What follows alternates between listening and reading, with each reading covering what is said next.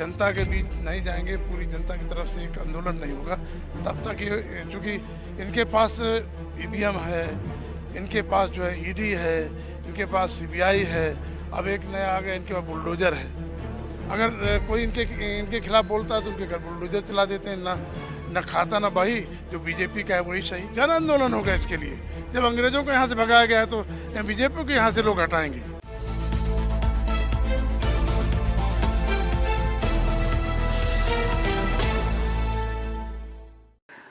क्या कहेंगे? 1902 में साहू जी महाराज की समझ थी, आज वो अधिकार हमारा खत्म होते जा रहा है। आरक्षण के जनक छत्रपति साहू जी महाराज जी को मैं नमन करता हूं सबसे पहले उनकी जयंती के मौके पर। आज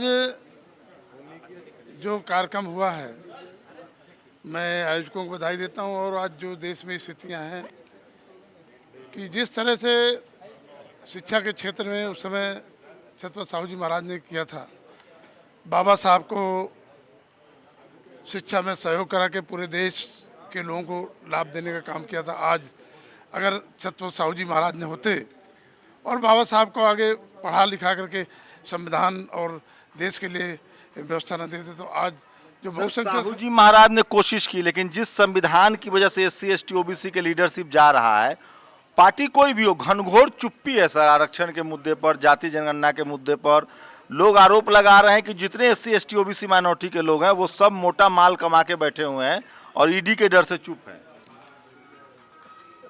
ऐसा नहीं है, क्योंकि इस समय केंद्र में भारतीय जनता पार्टी की सरकार है और भारतीय जनता पार्टी की सरकार ने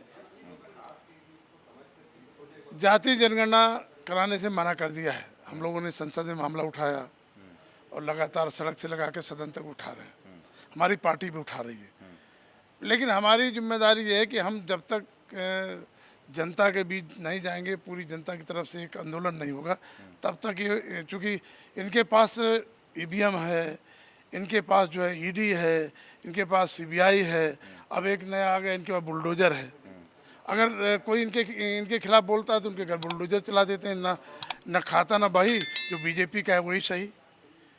न कोई रास्ता क्या है विशंबर? ना जन आंदोलन होगा इसके लिए। जब अंग्रेजों को यहाँ से भगाया गया है तो बीजेपी को यहाँ से लोग हटाएंगे। थोड़ा इंतजार करना पड़ेगा। जनता खड़ी होगी आंदोलन के साथ में। आपके लोगों को मीडिया समझा रहा है कि आपके नेता डरे हुए हैं। नहीं, नेता नहीं डरे हुए हैं।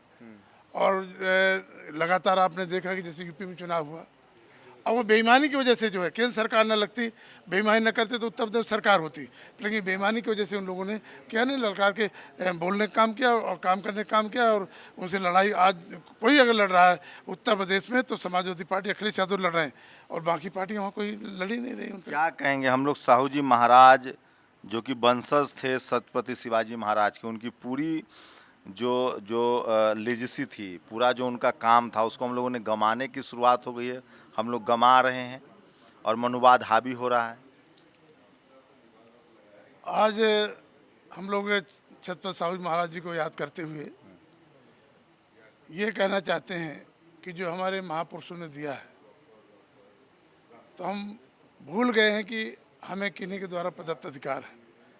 जो लोग पढ़े लिखे हैं, आज विशंबर निषाद भी अगर पढ़ लिख करके पॉलिटिशियन बना, तो आज आरक्षण की वजह से छत्रपति साहू जी महाराज ने बाबा साहब अम्बेडकर को पढ़ा लिखा के उनको संविधान का वैज्ञानिक बनाया और संविधान की रचना करने का काम किया, तो हम लोग इस लायक बने। तो आज हमें उनके सपने को साकार करना चाहिए।